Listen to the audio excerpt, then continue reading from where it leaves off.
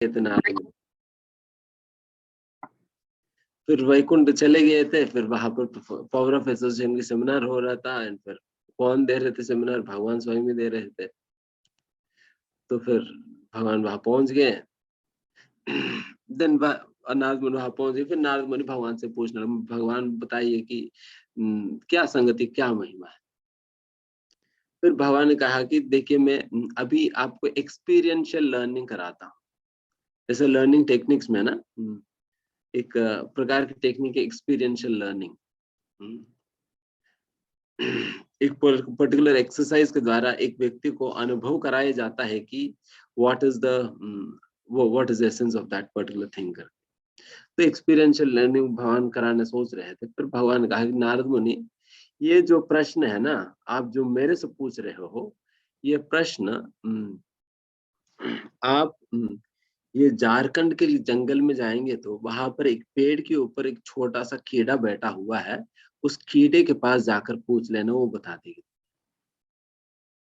फिर नारद को समझ ही नहीं आया कि मैं इतना महत्वपूर्ण प्रश्न वैकुंठाधिपति भगवान श्री विष्णु से पूछ रहा हूँ, ये मुझे कह रहे कीड़ा से जाकर पूछो। ठीक है, भगवान स्वयं कह रहे थे, फिर करना पड़ेगा, कहाँ मना कर पाएंगे। तो फिर वो गए थे, फिर नीचे झारखंड के जंगल में गए। फिर उस पेड़ के पास गया। फिर उस पेड़ के ऊपर जो कीड़ा बैठा था, फिर उस कीड़े से पूछे थे नारद मुनि कि हे कीड़ा, भगवान विष्णु की आज्ञा पे मैं आपसे पूछ रहा हूँ, ये मुझे बताइए कि संगति की क्या महिमा। देन ये प्रश्न सुनते ही वो कीड़ा मर जाती है।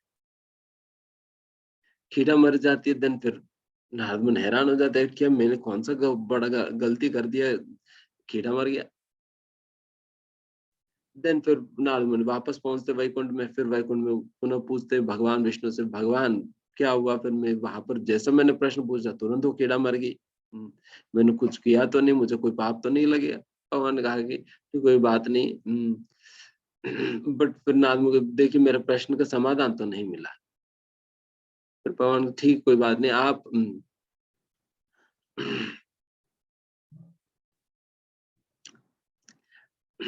आप वहां पर मिथिला में जाएंगे तो वहां पर मिथिलापुरी के नरेश, उनके पास जाइए, उनसे पूछिएगा। देन फिर नारद मुनि जाते हैं। फिर मिथिलापुरी पुरी की जो राजा है, उनके पास जाकर पूछते हैं कि देखिए राजा, हमें ये बात बताइए कि संगति की क्या महिमा है। एंड ये प्रश्न सुनते ही राजा भी मर जाते हैं। तो आप सोचिए कि आप किसी से प्रश्न पूछो, वो हार्ट अटैक आकर मर गए, देन आपकी क्या फीलिंग होगा। देन उसी प्रकार से वहां पर राजा भी मर जाते। देन फिर नारद मुनि डर जाते, रही क्या अभी राजा को मारने की पाप लग जाएगी। देन फिर बेचारे दोबारा दौड़ते हैं वैकुंठ की ओर। भगवान देखिए, मैं संगति का महिमा का, आपने ही तो कहा संगति की महिमा को पूछने के लिए, मैंने प्रश्न ही तो पूछा।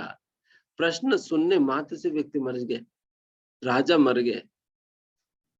राजा तो आपका प्रतिनिधि होता है, एंड वैसा आपका प्रतिनिधि ही मर गए, तो देन फिर क्या बात है। देन फिर भगवान कहते ठीक है, आप इस बार ना वहां पर अयोध्या में एक ब्राह्मण है, उनसे जाकर पूछो। फिर नारद मुनि तो डर गए। अभी तक तो राजा को मैंने कि एक कीड़ा को मार डाला, और अभी मेरा प्रश्न से एक राजा को भी मार दिया।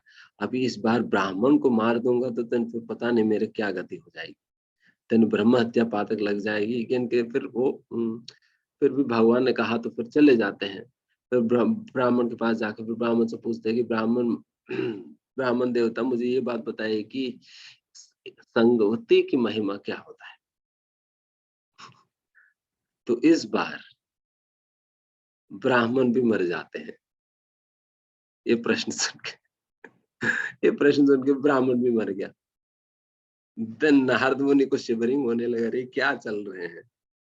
कीड़ा से पूछा, कीड़ा मर गई। राजा से पूछा, राजा मर गए। ब्राह्मण से पूछा, ब्राह्मण भी मर गए। अभी क्या चल रहा है। देन फिर वापस विष्णु के पास जाते हैं। भगवान विष्णु के पास जाते, विष्णु से कहते देखिए, पहले ही हम बता दे रहे, कहीं और मत भेजिए, कितने लोगों को हमने मारा है, पर्याप्त है। अभी अभी तो कम से कम बताइए कि क्या महिमा है, और क्या ये इतने सारे लोगों को मारने की पाप तो नहीं लगेगी? देन फिर भगवान विष्णु कहते हैं, देखिए नारद मुनि, हम्म, संगति का महिमा के विषय में क्या कहना है। हम्म, तुम्हारी जैसा शुद्ध भक्तों की संगति प्राप्त करने मात्र से एक क्षण में उस कीड़ा का भाग्य ऐसा उदित हो गया कि उन्हें अगले जीवन में मिथिलापुरी की नरेश के रूप में जन्म लेने को सौभाग्य उन्हें प्राप्त हुआ। वही कीड़ा ही मिथिलापुरी के राजा बन गए थे। ये संगति की महिमा है। एंड फिर आपकी जैसा शुद्ध भक्तों की संगति प्राप्त करने से वो राजा जो कि इतने पाप कार्यों में लुप्त रहता है, इतने इंद्र तृप्ति कार्यों में लुप्त रहता है, उस राजा को अयोध्यापुरी में ब्राह्मण बनने के सौभाग्य उन्हें प्राप्त होगी। तो संगति की महिमा और क्या कहना है। फिर फाइनली कहते हैं, देखिए उस ब्राह्मण को आप जैसा शुद्ध भक्तों की संगति प्राप्त करने की वजह से वो पूरा भगवत धाम में वापस लौट गए हैं। पीछे मुड़ कर देखो वही तो खड़े हैं, वैकुंठ में ही पहुंच गए। तो ये संगति की महिमा होता है करके भगवान उनको एक्सपीरियंशियल लर्निंग करा दिए थे। तो इस प्रकार से ये भक्तों की संगति की महिमा है। Because you are what you associate with. आप जिनकी संगति आप करते हो, आपकी पर्सनालिटी उसी प्रकार से बनता है। इसलिए एक साइकोलॉजी पर रिसर्च करने वाले एक रिसर्च स्कॉलर ने इस प्रकार से अपने पुस्तक के अंदर प्रोड्यूस किया है। बताते हैं कि you're the sum total of 5 persons you associate with regularly. अगर आप अपनी पर्सनालिटी का एस्टिमेट अगर आपको करनी है, आप जिनके संगति आप करते हो बहुत रेगुलरली, जिनके साथ अपना अपना ज्यादा समय बिताते हो, उनमें से जो 5 लोग हैं आप देख लीजिए, उन 5 लोगों की पर्सनालिटी को आप सम अप कर दीजिए, वही आपकी कैरेक्टर है। So because ये association has a very drastic या बहुत ही डीप इफेक्ट है हमारे कॉन्शियसनेस पे, हमारे पर्सनालिटी पे। इसलिए हमें we should associate with we should be very choosy in associating with people. किन के संगति करें, किन के संगति नहीं करें, ये बहुत ही ध्यान पूर्वक हमें चयन करना होता है। अन्यथा हम गलत लोगों की संगति हम कर जाएंगे एंड फिर उनकी संगति के प्रभाव हमारे ऊपर पड़ने लग जाएगी। तो इसलिए ये बहुत महत्वपूर्ण बात है कि हम किन की संगति कर रहे हैं, because it is going to affect our personality all together. And इसमें आप किन की संगति कर रहे हैं वो कैसे पता चलेगा कि जैसा आप देवताओं का या देव स्वभाव वाले या डिवाइन क्वालिटीज वाले व्यक्ति का संगति आप करोगे, देन आपके अंदर डिवाइन क्वालिटीज आएंगे। अगर आप डिमोनिया क्वालिटीज वाला, आसुरिक भावनाओं वाला व्यक्ति की संगति करोगे, देन फिर आपके अंदर आसुरिक भावनाएं आएंगी। क्योंकि वैसा असुर या राक्षस मतलब वो व्यक्ति नहीं जैसे सिनेमाओं में दिखाया जाता है, 2 सिंह है और दांते वांते टूटे फूटे हैं और बहुत अजीब सा है, वही व्यक्ति असुर नहीं जो भगवान भगवत गीता में कहते देखिए भैया, तो असुर मतलब जिनके अंदर आसुरिक भावनाएं हैं, आसुरिक गुण है, वो व्यक्ति असुर है। देन शास्त्र में ये भी बात कहा जाता है कि सतयुग में असुर और देवताएं जो है 2 विभिन्न ग्रहों में रहा करते थे। एंड फिर त्रेता युग में 2 विभिन्न भूभागों में रहते थे।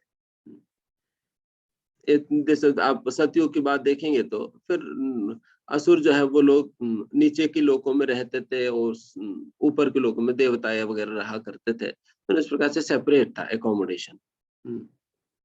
एंड फिर त्रेता युग में एक ही ग्रह में अलग अलग भूभाग में रहा करते, जैसा लंका में रावण रहते थे एंड अयोध्या में भगवान श्री राम रहते थे, डिफरेंट भूभाग में रहते।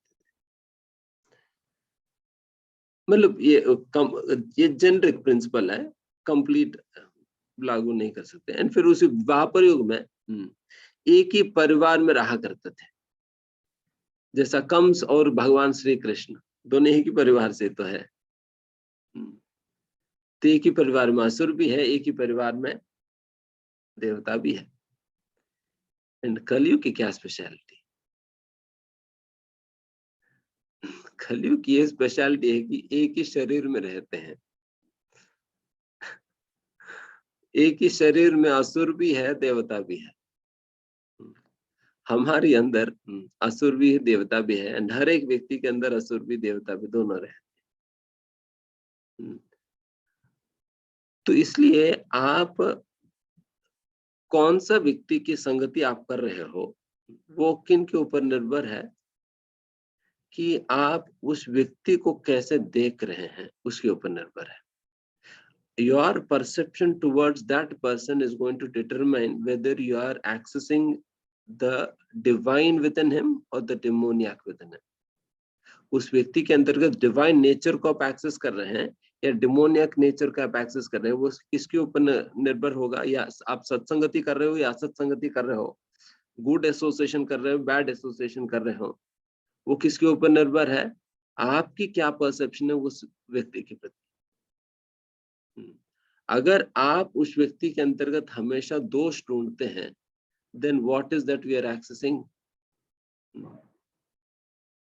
हम असुर को एक्सेस कर रहे हैं, उस व्यक्ति के अंदर हम असुर को हम एक्सेस कर रहे हैं।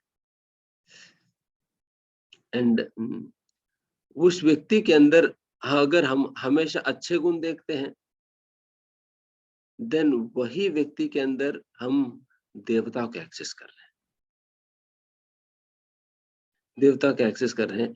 तो इसलिए हम सत्संगति में हैं या असत्संगति में हैं, या अच्छे संगति में हैं, बुरे संगति में हैं, वो हमारी नजर पर निर्भर है। आप कैसे देख रहे हैं सामने वाले?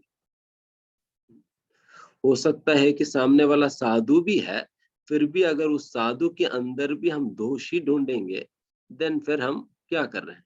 We are simply associating with those bad qualities. जो आप देख रहे हैं उसी का संगति आप कर रहे हैं। If you are seeing bad within him, you are simply associated with bad. Then फिर हम bad ही बनेंगे। अगर if you are seeing good within him, then you are associated with, then you become good. Because जैसे मैंने शुरुआत में कहा, you become what you associate with. आप वही बनते हो जो जिसकी संगति आप लेते हो। तो इस प्रकार से हम हमारी दृष्टि के ऊपर निर्भर होता है, हम असुरों की संगति करेंगे या देवताओं की संगति करेंगे। तो इसलिए अगर सही में एसोसिएशन की लाभ हमें समझना है या लाभ उठाना है, तो पहला जो हमें सीखना है, one should learn to see good in others. ये जब तक नहीं आएगी तब तक आप एसोसिएशन कर नहीं पाओगे, फायदा नहीं उठा पाएंगे। एंड जब हम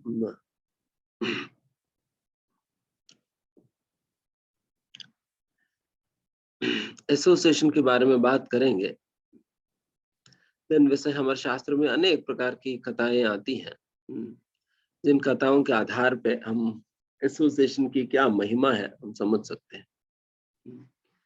जैसा एक समय पे एक मृगारी हुआ करते थे। मृगारी वो पशुओं को आधा आधा मारते थे।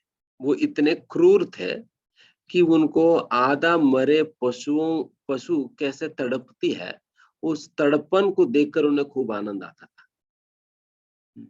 मतलब गले आधा काट दिया एंड उस पशु बेचारे तड़प रही है, उस तड़पता हुआ पशु को देखकर उन्हें खूब आनंद आता है, मजा आता है खूब। देन फिर उसके बाद तड़पने के बाद जब वो पशु मर जाती है, देन उसे पका वका कर खा जाते हैं। तो आप सोचिए कि मतलब कैसे, कितना घृणित जीवन जी रहे हो, कितना घृणित जीवन जी रहे हैं इस प्रकार की जीवन। एंड ऐसा व्यक्ति जो कि इस प्रकार से जीवन जी रहे हैं, एक समय पे ऐसा होता है कि हमारा नारद मुनि उसी जंगल होते हुए चलते हैं। जब जंगल होते हुए जा रहे होते हैं, उस समय वो देखते हैं कि कई कई पशु जो है वहां पर आधा मरी हुई स्थिति में तड़पते हुए दिखाई पड़ती है। इस मृगारी को उन पशुओं को देखकर आनंद आ रहा था, मजा आ रहा था, बट नारद मुनि तो बहुत दुख अनुभव करने लगे, बहुत दुखी हो गए कि अरे ये क्या हो गया, कौन से ऐसा मूर्ख है कि इस प्रकार से, इतना क्रूर व्यक्ति है कि इस प्रकार से पशुओं को आधा आधा मार मार कर छोड़ दे रहा है। तो इस प्रकार की अवस्था में पशुओं को देखकर नारद मुनि को बहुत ही दुख लगता है। देन फिर नारद मुनि जो है फिर सोचते हैं कि ठीक है, अभी ये कौन व्यक्ति है इस प्रकार से कर रहे हैं, मैं ढूंढता हूँ करके, फिर आगे जाकर ढूंढने पे उन्हें पता चलता है ये मृगारी ही इस प्रकार से कर रहे हैं करके। देन मृगारी से जाकर पूछते हैं कि हे मृगारी, आप इन पशुओं की इतना दुख क्यों दे रहे हैं? हम्म, अगर तुम्हें मारना है तो पूरा ही मार दो ना। हम्म, देन मारना है तो पूरा ही मार दो, इस प्रकार से आधा आधा मारने की क्या मकसद रहा, क्यों जरूरत रहा? मारना है तो पूरा मार दो, फिर खा जाओ। बट इस प्रकार से आप आधा आधा मार रहे हो, तुम्हें पता है कि क्या कर्म तुम्हें उठाना पड़ेगा इसके बदले में। हम्म, कितने कष्ट और कितना अ, कर्म फल आपको उठाना पड़ेगा, तुम समझते नहीं हो। हम्म, करके फिर वो कहने लगते हैं। देन उसके बदले में वो मृगारी कहता है कि देखिए नारद मुनि, हम्म, हम तो ये हमारा फैमिली बिजनेस है इस प्रकार से करना, हमारा परिवार की यही व्यवसाय है इस प्रकार से पशुओं को मारकर खाना, नहीं तो इन पशुओं को इस प्रकार से हम नहीं मारेंगे तो देन फिर हम मर जाएंगे। फिर वो कहते हैं नहीं, तो अगर इस प्रकार से मैं पशुओं को इस प्रकार से मारूंगा नहीं, देन फिर मैं अपने परिवार को खिलाऊंगा कैसे? फिर नारद मुनि पूछते हैं, जरा मेरा प्रश्न की उत्तर दो, कि जिन परिवार के लिए आप पशुओं को इस प्रकार की हत्या करके आप खिला रहे हो, एक बार उस परिवार से जाकर पूछो तो सही, कि क्या आपकी कर्मों का फल की भाग वो लेंगे? जिस प्रकार के घृणित कार्य करके जितना कठोर पाप आप कर रहे हो, तुम समझते नहीं हो कि किस प्रकार के पाप करने से तुम्हें किस प्रकार की शिक्षा मिलने वाली है। देन फिर नारद मुनि कहते ठीक है, तुम्हें बोलने पे तुम्हें समझ में नहीं आएगी, तुम्हें वीडियो ही दिखाना पड़ेगा। देन फिर लाइव टेलीकास्ट शुरू हो गया नरक से। देन फ्यूचर पूरा दिखाने लगे, कि देखिए, तुम अभी देखो तुम्हारी गति क्या होने वाली है। देन फिर उस वीडियो टेलीकास्ट के अंदर वो मृगारी देखने लगता है कि किस प्रकार से जिन जिन पशुओं को उन्होंने मारा है, वही पशु किस प्रकार से इस मृगारी का पीछे पड़ पड़ कर इन्हें दौड़ा दौड़ा कर मार रही है। और जितने पशुओं को उन्होंने मारा है, सारे के सारे पशु एक योनि के बाद एक, एक के बाद एक के बाद एक जो है उन्हें पीछे पड़ पड़ कर मार रहे हैं। तो ये सारा देखकर वो मृगारी को तो पसीना निकल गया, ये क्या चल रहा है करके। देन फिर नारद मुनि ने कहा कि देखो, तुम्हारे इतना कर्मों को तुम्हें झेलना पड़ेगा, एंड इतना ही हम तो आधा अधूरा ही दिखाए थे, नरक में कुछ स्पेशल ट्रीटमेंट भी है तुम्हारे लिए। तो वो तो हमने नहीं दिखाया, वो तो देख कर डर जाओगे इसलिए हमने नहीं दिखाया, कम से कम ये तो देख कर तो सीख जाना चाहिए। नहीं देखकर व्यक्ति समझ ठीक है, फिर क्या, फिर मैं ही क्या भोगना पड़ेगा ये सारा कुछ? मेरा परिवार भी तो है, उन्हीं के लिए तो मैं सारा कुछ कर रहा हूँ, फिर वो भी तो भाग लेगी। देन फिर कहते ठीक है, जाकर पूछे तो सही, पता चल जाएगी तुम्हारे परिवार भाग लेगी या नहीं। देन मृगारी जाता है पत्नी के पास। देखिए, जो कुछ भी मैं कर रहा हूँ तुम्हारे लिए कर रहा हूँ। तुम्हें ही तो खिलाता हूँ ना। देन फिर पत्नी कहती है देखिए, जब तुमने मेरे से शादी किया, शादी करने की वजह से तुम्हारी जिम्मेदारी बनता है मेरा पालन पोषण करना, एंड उस प्रकार से पोषण करने के लिए तुम कैसे कमाओगे उससे मुझे क्या लेना देना। तुम्हारी कर्म तुम झेलो, हम्म, मेरे ऊपर क्यों डाल रहे हैं? क्योंकि तुम्हारी जिम्मेदारी बनता है मुझे पालना। तुम कैसे कमाओगे वो आप देखो, कैसे कमाओगे आप देखो, मुझे कोई लेना देना नहीं है, तुम्हारे कर्म तुम झेलो करके छोड़ देते। फिर माता पिता के पास जाता है, माता पिता से पूछते देखिए, तुम बूढ़े लोग हो, क्या तुम भाग लेंगे? हमें पूरा पिक्चर दिखा दिया नारद मुनि ने, आधा तो कुछ तो लो तुम लोग। देन वो लोग कहते देखिए, हमने इतना समय तुम्हारी सेवा की, उसके बदले में आप अभी हमारी सेवा कर रहे हो, और हमारा पालन पोषण करना तुम्हारी जिम्मेदारी है, और उस जिम्मेदारी निभाने के लिए आप कैसे कमाओगे वो आपको देखना होगा। आपके कर्मों का फल हम नहीं लेंगे। इस प्रकार से वो लोग भी मना कर,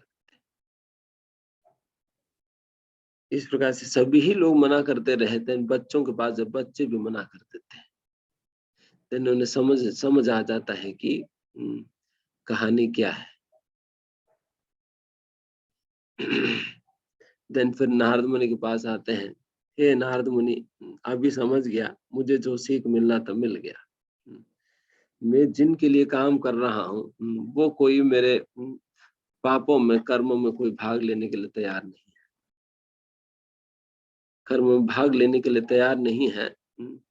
तो मुझे ही झेलना पड़ेगा ये सारा कुछ। अभी उपाय तो बता दीजिए, कैसे मैं इन सारी चीजों से निकल सकता हूँ। इस प्रकार से कहने पे फिर नारद मुनि जो है उन्हें बताते हैं कि तुम भगवान के नाम जप करो, भगवान के नाम जप करो। भगवान के नाम की जप करने से आप धीमे धीमे से इन सारे पापों के प्रभाव से आप बाहर निकल सकोगे। इस प्रकार से भगवान के नाम लो करके नारद मुनि भगवान के नाम देते हैं। एंड उस दिन से ये मृगारी जो है, वो अपने सारा पाप कार्यों को छोड़कर भगवान के नाम लेने में लग गए थे। हरे कृष्णा कृष्णा कृष्णा हरे हरे, हरे राम राम राम हरे हरे। इस प्रकार भगवान के नाम लेने में लग गए। तो आप यहाँ पर देखिए, एक शुद्ध भक्त की संगति की क्या फल है। एक व्यक्ति कितना घृणित कार्यों में लिप्त थे, एंड कितना कठोर या कितना कठिन कर्मों को उन्हें झेलना होता था, एंड वो व्यक्ति अभी ऐसा व्यक्तित्व बन गया कि अगली बार जब नारद मुनि उनसे मिलने जाते हैं, कई सालों के बाद जब मिलने जाते हैं, देन फिर ये व्यक्ति पूछता है कि नारद मुनि, फिर अगर मैं यही हरे कृष्ण कहता रहूंगा तो देन फिर मेरा खाना पीना कैसे चलेगा? देन फिर नारद ने कहा कि जिनके नाम ले रहे हो वही देखेंगे। जिनके नाम ले रहे हो वो देखेंगे, वो व्यवस्था करेंगे। देन फिर ठीक है, आप कह रहे तो फिर मैं करके देखता हूँ क्या होगा। देन फिर वो कुटीर में बैठ गए। देन फिर हरे कृष्ण कहते रहे। देन फिर धीमे धीमे गांव वालों को पता चली कि ये मृगारी में कितना बड़ा परिवर्तन आ गया, बहुत बड़ा साधु बन गया, संत बन गया। अभी हरे कृष्ण कहते हैं, कुछ नहीं करते हैं। देन सारे गांव वालों जो है साधु के ऐसा साधु महात्मा के दर्शन करनी चाहिए करके उस मृगारी के दर्शन करने आने लगे थे। एंड फिर हम लोग तो खाली हाथ आते हैं गुरु के पास या भगवान के पास, बट उस समय तो सभी लोगों की यही शिक्षा था, यही अभ्यास था कि जब गुरु और कृष्ण के पास जाया जाता है, खाली हाथ नहीं जाया जाता, कुछ ना कुछ लेकर जाते हैं। तो इसलिए सभी गांव वाले कुछ ना कुछ ले जाने लगे थे, ले जाने लगे। एंड फिर उनकी गोडाउन इतना भर गया कि फिर वो सोचने लगा अभी ये सारा कुछ करूं क्या। देन फिर उन सारा चीजों को वो खुद बांटने भी लगे थे। दान प्रतिग्रह, प्रतिग्रह भी करते हैं एंड फिर दान भी दे देते हैं। जितना चाहिए उतना रख के फिर बाकी दान दे दिया। तो इस प्रकार से उनके पास इतना हो गया कि फिर वो दान भी देने लगे थे। तो इस प्रकार से उनकी मेंटेनेंस हो गया।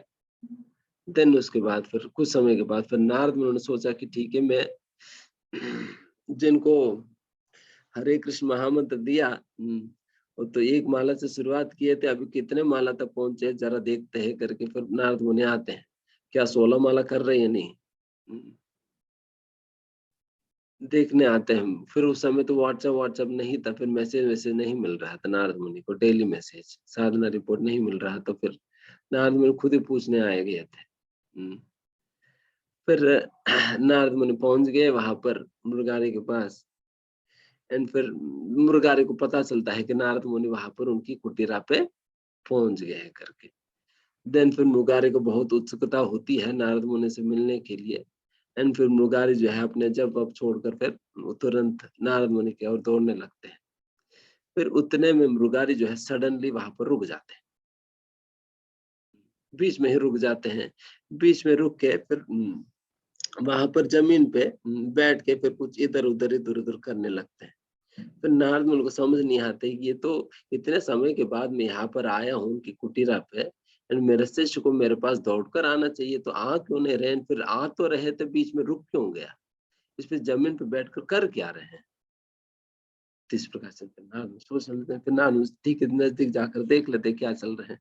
फिर नजदीक जाकर फिर उनसे पूछा कि हे मृगारी, अभी तक आप इतना दौड़ दौड़ कर आ रहे, बीच में क्या हो गया, बीच में क्यों रुक गए।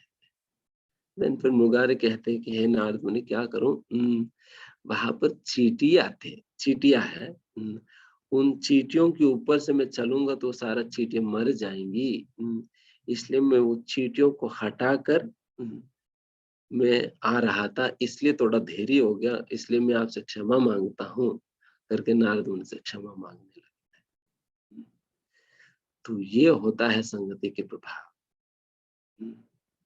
क्या होता है संगति के प्रभाव, जब व्यक्ति को ऐसा शुद्ध भक्तों की संगति प्राप्त होता है।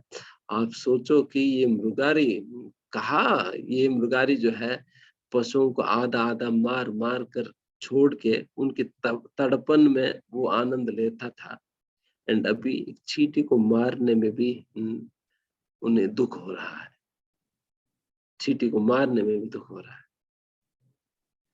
तो इससे और क्या परिवर्तन हम देखना चाहेंगे। एंड इस प्रकार के परिवर्तन कौन सा सर्जरी से या कौन सा तरीके से इस प्रकार के परिवर्तन व्यक्ति के अंतर्गत हम ला सकते हैं। ये कोई और विधि विधान के द्वारा इस प्रकार की परिवर्तन किसी व्यक्ति के अंतर्गत लाना यह असंभव है। केवल और केवल शुद्ध भक्तों की संगति जब हमें प्राप्त होता है, उनकी संगति का ही ये महिमा है, उनकी संगति की महिमा है। आप कह सकते हैं कि प्रभु जी ये तो स्टोरी कह रहे हैं आप, ये तो स्टोरी सुना रहे हैं, कुछ रियलिटी तो बताइए। तो इसलिए अभी रियलिटी बताएंगे। नहीं, ये भी रियलिटी है, हम स्टोरी मानते हैं, ये भी सच्ची घटना है। तो अभी कॉन्टेम्पररी वर्ल्ड के विषय में बताएंगे। अभी वैदिक एग्जाम्पल दिया, अभी कॉन्टेम्पररी एग्जाम्पल देंगे, एंड फिर उसके बाद और कॉन्टेम्पररी एग्जाम्पल देंगे।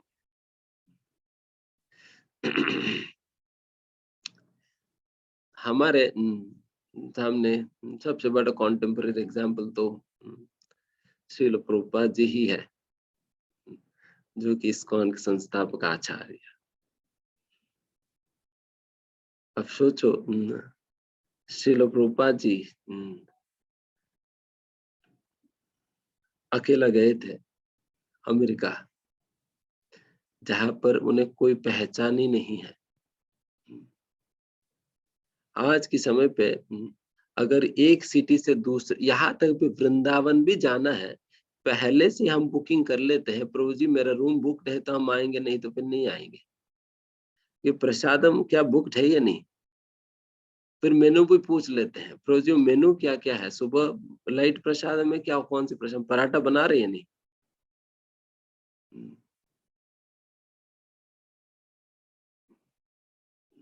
दोपहर को पनीर गुलाब जामुन है या नहीं? तो सारा कुछ फिक्स करके ही जाते हैं।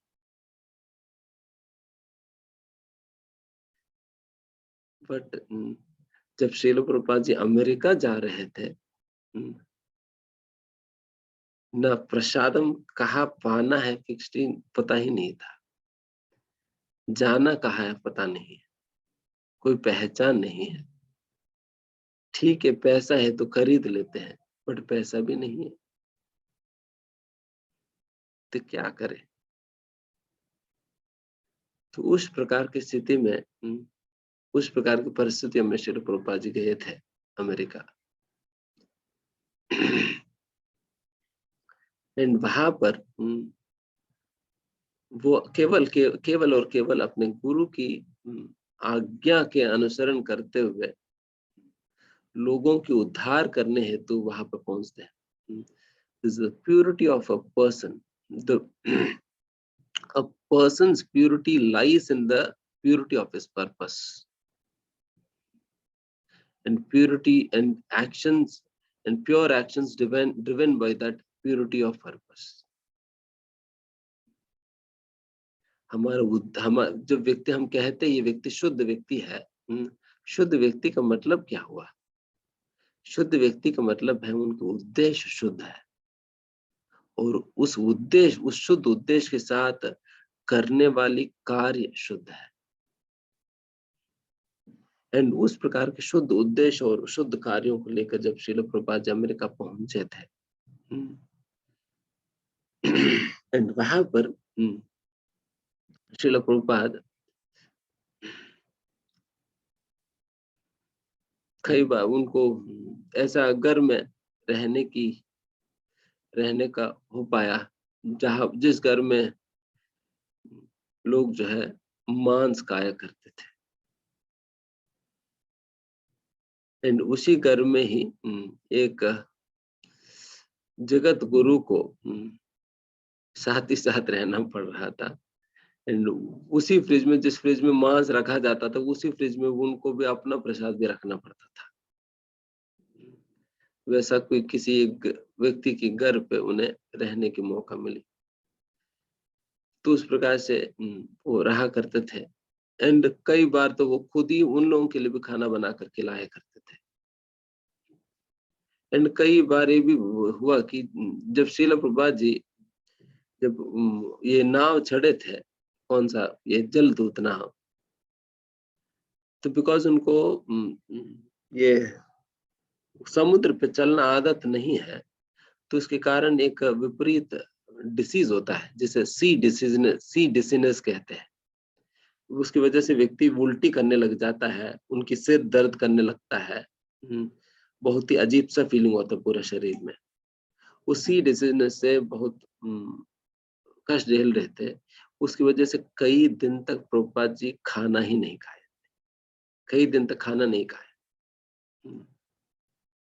देन जब इस प्रकार की स्थिति में श्री प्रभुपाद जी को देखकर फिर उसके कैप्टन ने सोचा कि अरे नहीं, इस प्रकार से तो मर जाएगा व्यक्ति, तो हमें कुछ करना है करके फिर वो जहाँ पर फिश कोई एक पोर्ट में जब रुकती है, फिर वहां पर प्रभुपाद जी को ले जाकर एक छोटा कुकर इत्यादि चीजें खरीद कर देते हैं।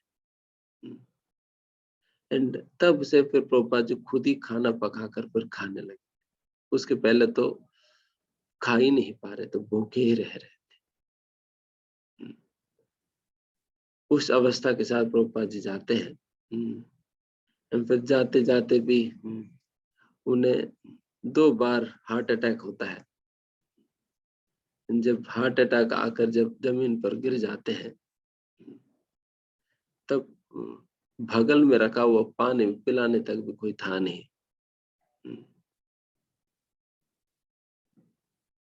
तो उस प्रकार की स्थिति था उनकी। एंड उस स्थिति में प्रभुपाद जी अपना डायरी के अंतर्गत लिखते हैं कि देखिए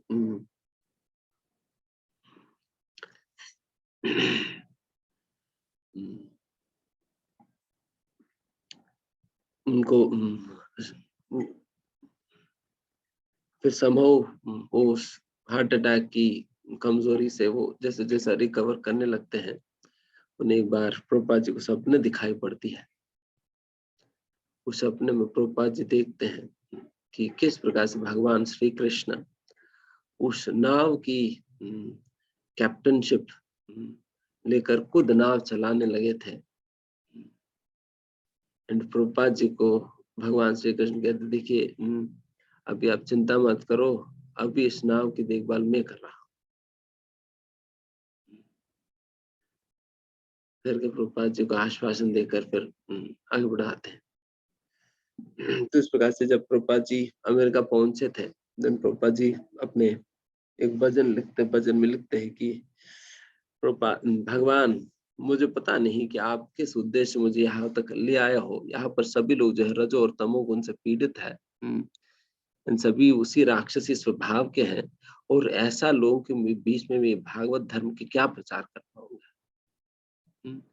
इसलिए मैं आपसे यही प्रार्थना करता हूँ कि आप मेरे वाणी में एक ऐसा शक्ति प्रदान करिए जिससे मेरी वचन उनके लिए उपयुक्त हो, एंड फिर उन्हें भी ऐसा बुद्धि प्रदान करिए जिस बुद्धि से वो इस भागवत धर्म के अंतर्गत जो संदेश आपने दिया है उस संदेश को समझने की क्षमता उन्हें प्रदान करो।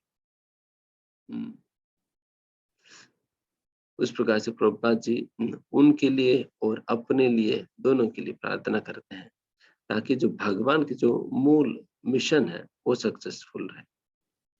तो इस प्रकार से श्रील प्रभुपाद जी वहां पर अमेरिका के अंतर्गत प्रवेश करते हैं, अपना आंदोलन शुरू करते हैं। जब कुछ भी नहीं था, देन श्रील प्रभुपाद जी एक दिन क्या करते हैं कि वहां पर एक पार्क था, उसी पार्क में एक पेड़ के नीचे बैठकर फिर 2-3 लोग जो उनसे परिचित हुए हैं, उन्हीं लोगों को लेकर वो उस पार्क के पेड़ के नीचे बैठ जाते हैं। एंड फिर आंखें बंद करके केवल करताल लेता हाथ में, उस करताल लेकर आंखें बंद करके फिर प्रभुपाद जी कीर्तन चालू करते हैं। एंड फिर कीर्तन करते करते कई घंटे बीत जाती है। प्रभुपाद जी आंखें तक खोला नहीं कि चल क्या रहे चारों ओर। कुछ घंटे बीत जाती है, फिर ऐसा काफी देर तक प्रभुपाद जी इस प्रकार से आंखें बंद करके कीर्तन करने के उपरांत प्रभुपाद जी अपने आंखें खोलते हैं। आंख खोलते हुए प्रभुपाद जी को दिखाई पड़ती है कि चारों ओर सैकड़ों की संख्या में लोग एकत्रित हुए हैं, एंड सभी के सभी प्रभुपाद जी के पीछे पीछे हरे कृष्ण महामंत्र का कीर्तन कर रहे हैं। एंड सभी के सभी जो है अपने अपने अनुसार कुछ कुछ वाद्य इत्यादि चीजें लाकर प्रभुपाद जी के कीर्तन में भाग ले रहे थे।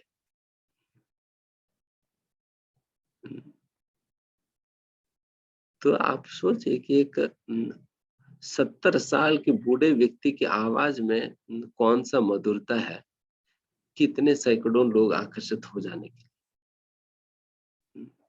क्या उसमें कोई राग है, कोई मधुर स्वर है, बट फिर भी इतने लोग आकर्षित क्यों हो रहे जिन्होंने आज तक कभी भगवान कृष्ण के नाम सुना तक भी नहीं। Unless and until it is a transcendental vibration, how can it ever attract the fallen souls? तो इस प्रकार से सभी प्रभुपाद जी की उस कीर्तन से सभी आकर्षित हुए।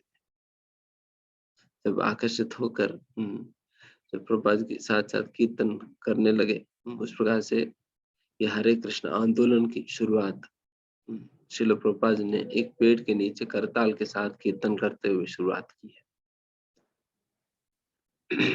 एंड फिर आगे जाकर प्रभुपाद जी ने अपने सेंटर खोलते हैं, एक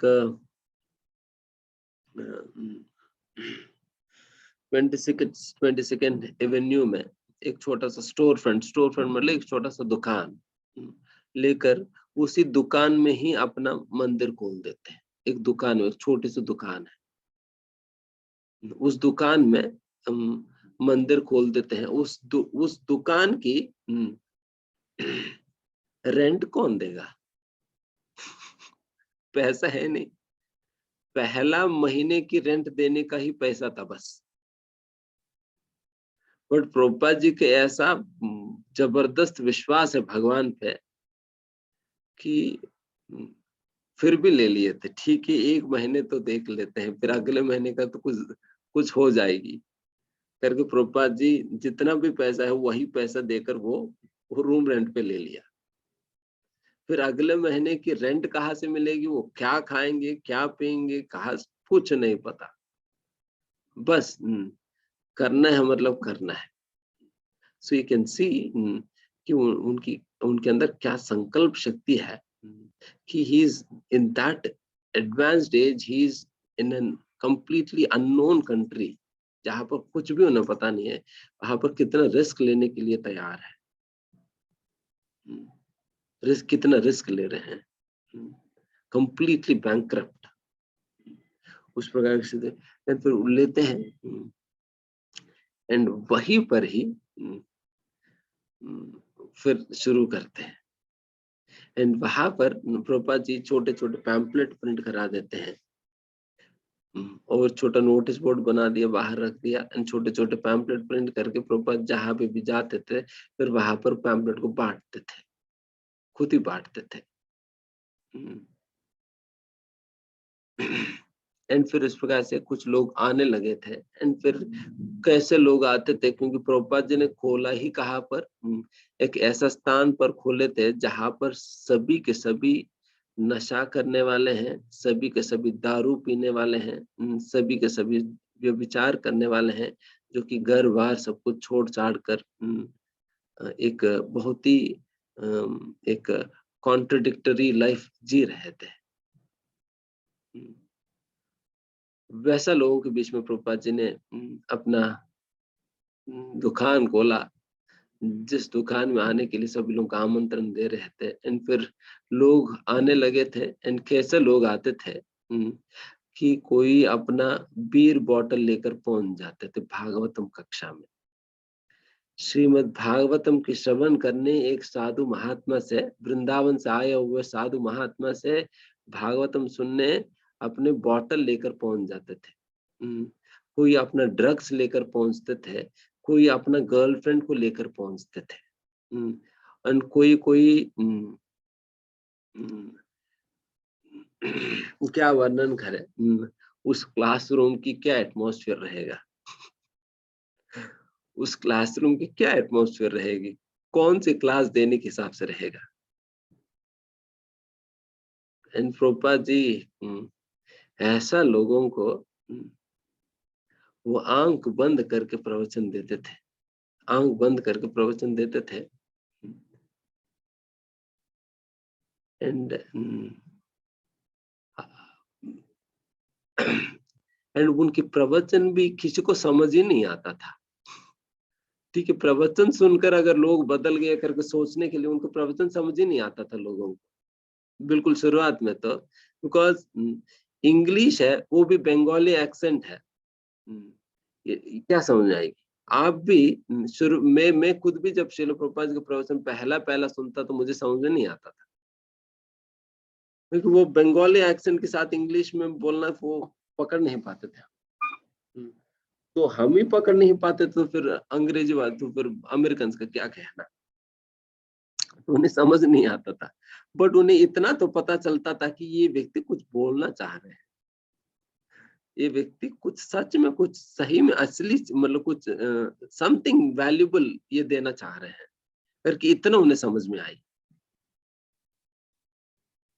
देन फिर बट प्रभुपाद जी क्या करते थे, प्रभुपाद जी उन्हें खूब प्रसाद खिलाते थे। देखो प्रभुपाद जी अकेला ही उन्हें सारा सामान खरीदना भी उन्हें ही पड़ता था, खाना बनाओ और फिर उसके बाद आरती करो, कीर्तन भी करो, फिर उसके बाद प्रवचन दो, प्रवचन के बाद सभी लोगों को बिठाकर प्रसाद खिलाओ। एंड प्रसाद खिलाने के बाद उनके पास इतना भी सदाचार नहीं है कि अपना थाली ले जाकर खुद धो लिया जाए। सभी का सभी वही का वही छोड़कर चले जाते थे, झूठे थाली।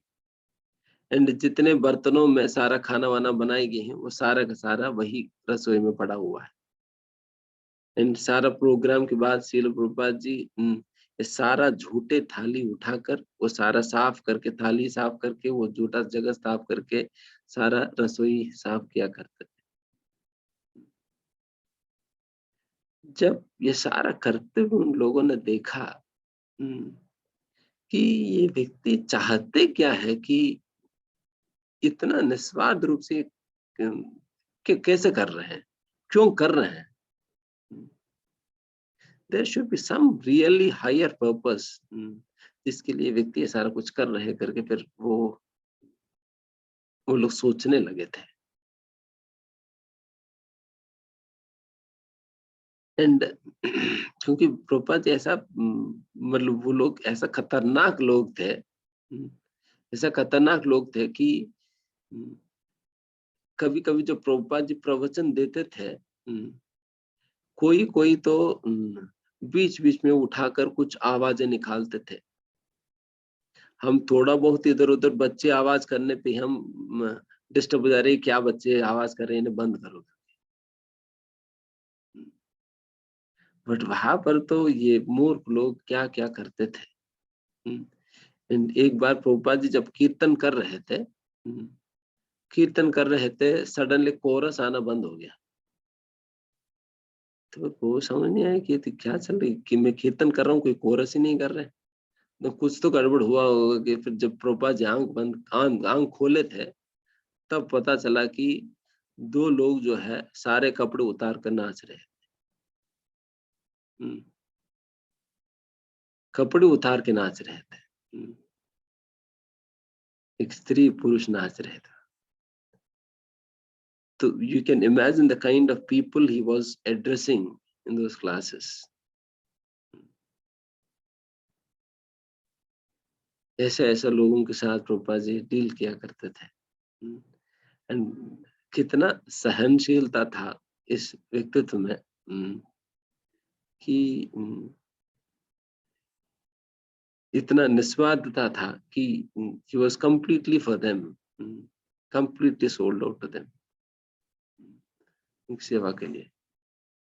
क्या निष्ठा है उनकी गुरु के वचनों में, भगवान की सेवा के प्रति। उस प्रकार से जब प्रभुपाद जी ने किया, देन प्रभुपाद जी की जो निस्वार्थ भावना और उनकी निष्ठा, उनकी कन्विक्शन, ये सारा कुछ देखकर फिर उन लोगों को लगने लगा कि this person really wants to give us something really really valuable. तो let's try to understand what he actually wants to give us. ये व्यक्ति सच में कुछ बहुत ही महत्वपूर्ण बहुमूल्य चीज हमें देने आए हैं। हम प्रयास तो करते हैं कि ये क्या देना चाहते हैं। तब तक हमें समझ ही नहीं आ रहा था कोई भी बात प्रभुपाद। क्योंकि बीच बीच में वैसे ही इंग्लिश समझ नहीं आता था, बीच बीच में वो संस्कृत श्लोक का भी, तो फिर कहाँ समझ आएगी, कुछ समझ नहीं आता। But it is the personality of Srila Prabhupada which actually brought about that transformation. It is not a speech, but it is the teachings that were that he was exhibiting in his personality. वो अपना व्यक्तित्व के द्वारा जो शिक्षाओं को जो प्रकट कर रहे थे, वो व्यक्तित्व से वो सभी लोग प्रभावित थे। जब से उन्हें लगने लगा, देन फिर एक एक व्यक्ति प्रभुपाद जी से जुड़ने लगे थे। तो पहली बार एक व्यक्ति, बिल्कुल दारू पिया हुआ व्यक्ति, प्रभुपाद जी प्रवचन दे रहे थे, उस समय प्रभुपाद जी के पास आकर, प्रभुपाद जी प्रवचन दे रहे थे, बीच में प्रवचन के बीच में कहता है व्यक्ति, तो दारू पिया उन्हें क्या पता है। तो फिर प्रवचन के बीच में कहता है कि Swami ji, I think tissue paper got over in your washroom. Shall I get one for you? Swami ji, आपके बाथरूम में टिश्यू पेपर खत्म हो गया, क्या मैं एक टिश्यू पेपर ला कर दूं? Then प्रभुपाद ने कहा कि I am just waiting for this day. इसी दिन के लिए मैं वेट कर रहा था जब आप वॉलंटरली पूछोगे। And that has come, and that was not forced upon, nor that was imposed upon. He was simply driving them by his personality, by his character, by his qualities, simply inspiring them. वो केवल प्रभावित थे प्रभुपाद जी गुणों से। सच में जब कहा जाता है धीर अधीर जनप्रियो, भक्तों के विषय में कहा जाता है एक धीर व्यक्ति भी और एक अधीर व्यक्ति भी, एक मूर्ख व्यक्ति भी शुद्ध भक्तों के प्रति आकर्षित होता है करके। एंड ऐसा लोगों को प्रभुपाद जी ने अपनी ओर आकर्षित किया simply because of his transcendental character. जब इस प्रकार से आकर जब फिर प्रभुपाद जी जुड़ने लगे, देन धीमे धीमे यही लोग जो कि दारू के बिना, जो कि अपना सारा परिवार को जो छोड़ दिए हैं, केवल नशा करने के लिए, दारू पीने के लिए, व्यभिचार करने के लिए, जो अपना परिवार तक भी छोड़ दिया, अपने यूनिवर्सिटी एजुकेशन को छोड़ दिया, अपना जॉब छोड़ दिया, और उनका दिन भर यही काम था, दारू पीना, नशा करना, व्यभिचार करना, यही काम। इस प्रकार की जो जीवन में लुप्त थे, वैसा लोगों को प्रभुपाद जी अपना संगति प्रदान करके उनके अंदर एक ऐसा अनोखा परिवर्तन प्रभुपाद जी ने लाया। जिन लोगों को कपड़े ही भारी पड़ते थे, कपड़े पहनना ही भारी पड़ता था, उन लोगों से प्रभुपाद जी ने धोती कुर्ता पहना दी।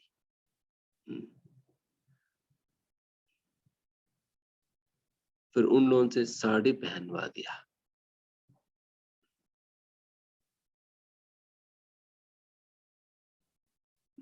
जो लोग नशा के बिना जी नहीं पाते थे, उन लोगों से चाय कॉफी तक भी छुड़वा दी।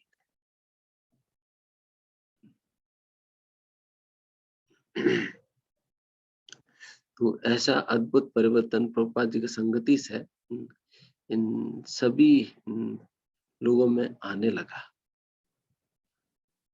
एंड फिर ये सभी लोग जैसा जैसा प्रभुपाद जी से जुड़ने लगे, एंड प्रभुपाद जी उन लोगों को प्रचार कार्यों में लगाकर और आंदोलन को फैलाने लगे थे,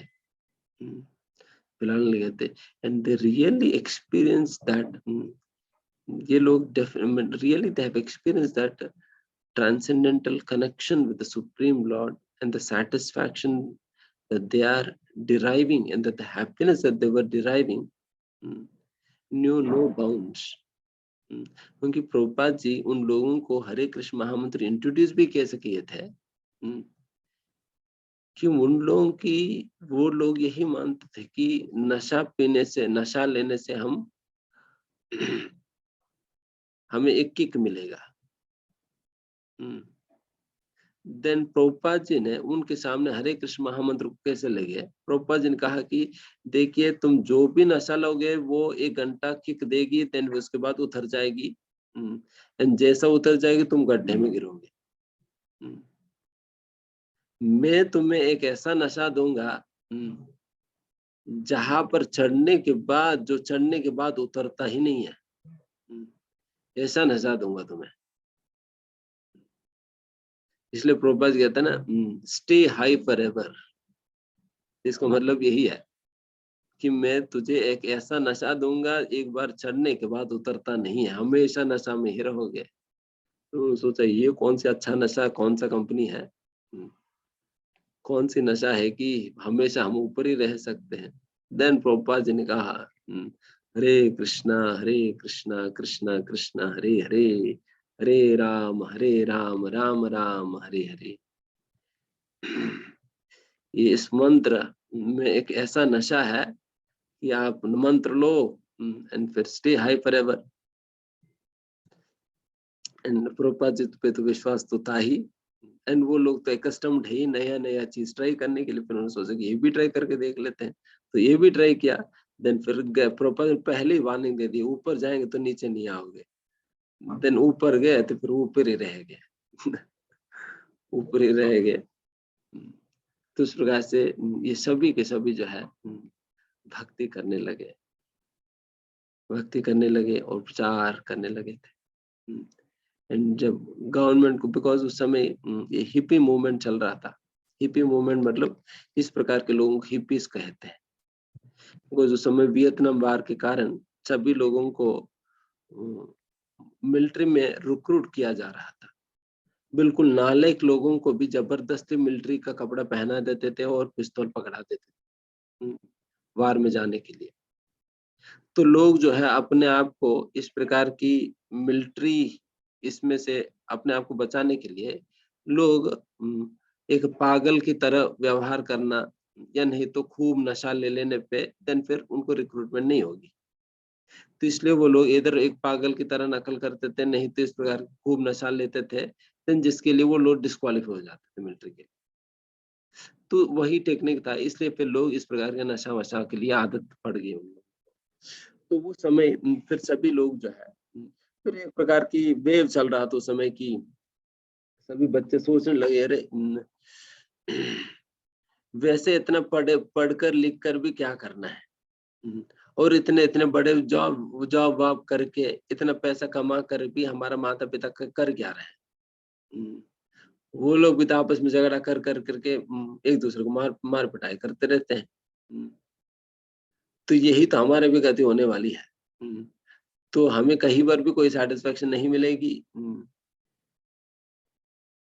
तो जब कहीं भी सेटिस्फेक्शन नहीं मिलता तो हमें क्या करनी चाहिए, देन फिर क्या सोचते हैं कि हम घर छोड़ देंगे, देन फिर ऐसा पढ़ाई करके क्या फायदा। देन पढ़ाई भी छोड़ दिया, चलो जॉब करे तो जॉब भी छोड़ दिया, सब कुछ छोड़ छाड़ कर जितना जो कुछ भी पैसा है वो सारा पैसा खर्च कर करके अपने परिवार को भी छोड़ दिया। फिर रोडों पे आकर फिर दारू पीते थे, नशा करते भी विचार कर, बस यही काम रहा। तो इस प्रकार से उन लोगों को हिप्पी कहते थे, उसी प्रकार के लोग खूब सारे लोग बढ़ गए थे, लाखों की संख्या में लोग इस प्रकार से बन गए थे। तो इसलिए ये इन सभी इतने सारे युवक युवतियां जो है इस प्रकार से बनते हुए देखकर अमेरिका गवर्नमेंट को परेशान हो गई कि कैसे में इन सभी लोगों के अंदर हम परिवर्तन ला सकते हैं, अगर सब लोग बहुत परेशान हो गए थे। देन एंड अमेरिका गवर्नमेंट उस समय कई लाखों करोड़ों रुपए खर्च किया करती थी इन लोगों में परिवर्तन लाने के लिए। जैसे होता है ना डी एडिक्शन कैंप्स वगैरह वगैरह, तो इस प्रकार कई कार्य करा करते थे, बट कोई प्रभाव कोई परिवर्तन नहीं आ रहा था। बट अमेरिकन गवर्नमेंट ने देखा कि किस प्रकार से ये हिप्पी लोग जब श्रीला प्रभुपाद जी से जुड़ने लगते थे वो कितने अच्छे जेंटलमैन बन जाते, ये अमेरिकन गवर्नमेंट ने नोटिस किया। अमेरिकन गवर्नमेंट नोटिस किया। देन फिर एक समय पे एक पेरेंट ने कंप्लेंट किया पुलिस को कि देखिए हमारा बच्चा जो है घूम गए, इस प्रकार से हिप्पी बन गया, उनको पकड़ कर लाइए। देन उस पुलिस ने ढूंढा और उस हिप्पी को पकड़ा। देन फिर वो पकड़ के घर पे लाया, फिर घर पे रख दिया। देन फिर उस व्यक्ति को फिर बंदी काफी देर तक उन्हें बंदी बनाकर रखे थे घर पे, ताकि वो कहीं इधर उधर भाग ना जाए। बट फिर भी कुछ समय के बाद क्या हुआ कि वो व्यक्ति भाग ही गया। तो भाग गए थे घर से। देन दोबारा पुलिस के पास कंप्लेंट गई तो भाग गए। देन फिर पुलिस जो है वो उनके पीछे पड़े। देन फिर वो दौड़ने लगे। वो दौड़ते दौड़ते दौड़ते दौड़ते जो है एक अपार्टमेंट में पहुंच गया। देन फिर पुलिस भी उनका पीछे पड़ते पड़ते वो भी अपार्टमेंट में पहुंच गए थे। देन फिर फाइनली ये व्यक्ति जो है उस अपार्टमेंट के अंदर एक पर्टिकुलर फ्लैट में घुस जाता है। देन फिर जब जैसे पुलिस को पता चलती है फ्लैट में घुस गया, देन फिर तुरंत उस फ्लैट के दरवाजे पे जाकर खड़खड़ाने लगते हैं। देन जब उनकी खड़खड़ाने की आवाज सुनकर एक व्यक्ति दरवाजा खोलता है। दरवाजा खोलने पे तुरंत उस पुलिस को पता चलता है कि ये जो है हरे कृष्णा मंदिर है, हरे कृष्ण मंदिर है। देन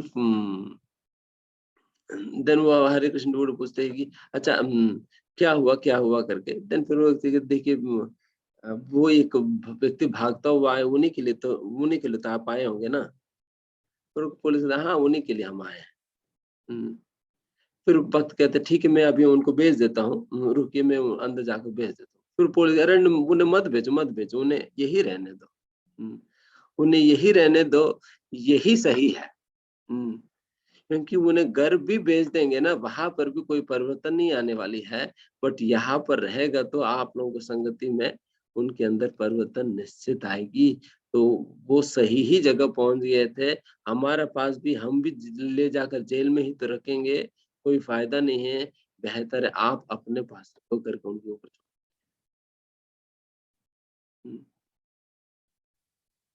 तो आप सोचिए कि कैसा कैसा लोगों में किस किस प्रकार के परिवर्तन प्रभुपाद जी अपना संगति प्रदान करके ला सके थे। यही अद्भुत महिमा है शुद्ध भक्तों की संगति का, जिस संगति के प्रभाव से कैसे कैसे लोगों में किस किस प्रकार की प्रभाव पड़ रही है। एंड कितने कितने प्रकार के बुरे बुरे आदतें छूट जा रहे हैं केवल शुद्ध भक्तों की संगति करने से। इसलिए अगर हम प्रयास करें अपने आप को उस प्रकार की संगति में हमेशा बनाकर रखें, देन फिर हम भी हमारे अंदर भी उस प्रकार की एक अनोखा परिवर्तन आएगी। हम भी आगे बढ़ सकेंगे। तो इस प्रकार से ये श्रील प्रभुपाद जी की संगति का प्रभाव है। अब देखिए एक समय पे तो एक भक्त आकर प्रभुपाद जी कहते प्रभुपाद जी मैं आपके लिए एक प्रोग्राम अरेंज किया, हमारे साथ चलिए। देन फिर प्रभुपाद ठीक है सर। फिर वो समय तो प्रचार की मोड ही था, तो फिर जहां पर भी प्रोग्राम है फिर चलते थे। तो फिर प्रभुपाद जी को ले गए थे, काफी दूर ले गए थे। फिर वहां पर एक जंगल था, फिर जंगल में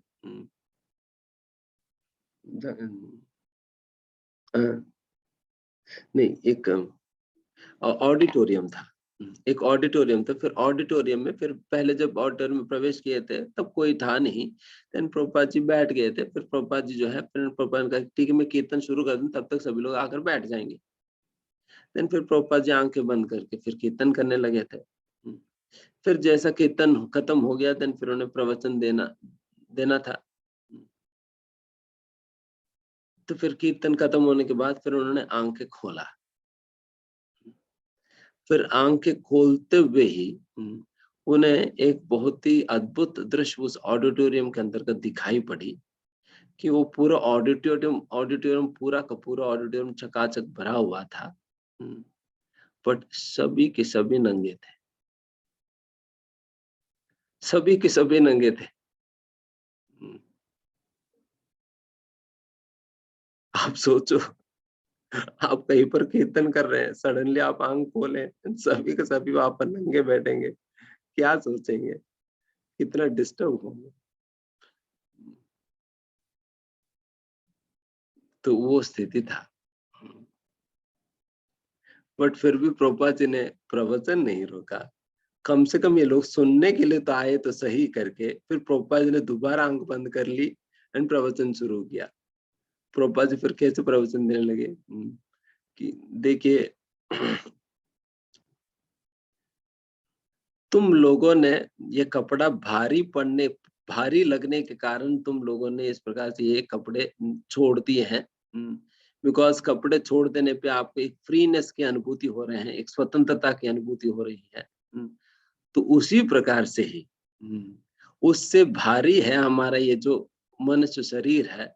अगर आप सोचो कि अगर ये छोटे मोटे कपड़े छोड़ देने से ही उस प्रकार की स्वतंत्रता की, उस प्रकार के आनंद की अनुभूति तुम्हें हो रहे हैं, देन ये जो असली कपड़े हैं तो शरीर के रूप में जो इतना भारी कपड़ा है, अगर उसी को ही छोड़ दिया जाए देन आपको और कितना आनंद की अनुभूति होने लगेगी करके प्रभुपाद जी शुरू किया।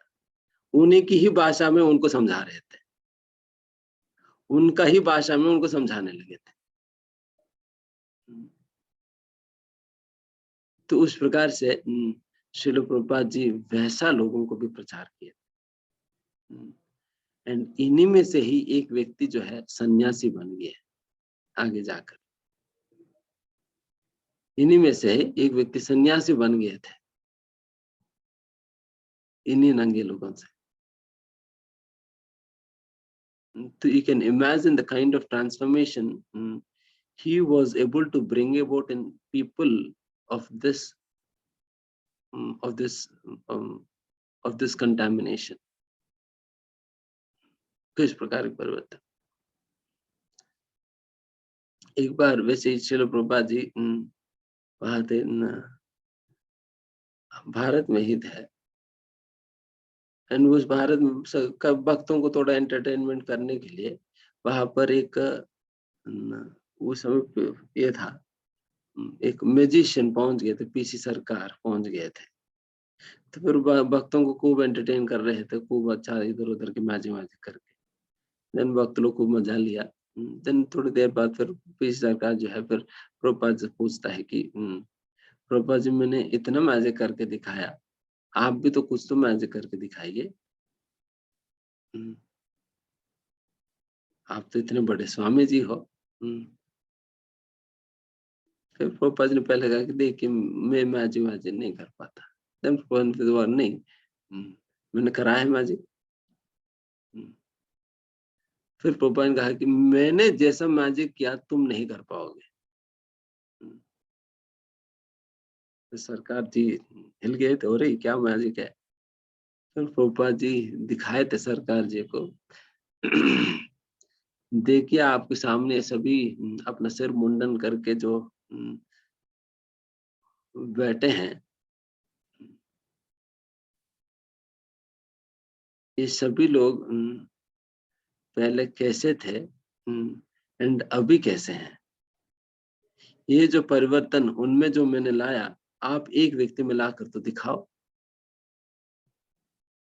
देन हार मान गए सरकार जी कि प्रभुपाद हार मान लिया, हो गया। क्योंकि बाकी सारा मैजिक कर देंगे बट हृदय में परिवर्तन लाना असंभव है। हृदय में परिवर्तन ला पाना बहुत असंभव है। That can only come about with purity of one's own self. जब हम स्वयं शुद्ध होंगे तब हमारी संगति अन्यों में प्रभाव पड़ेगी।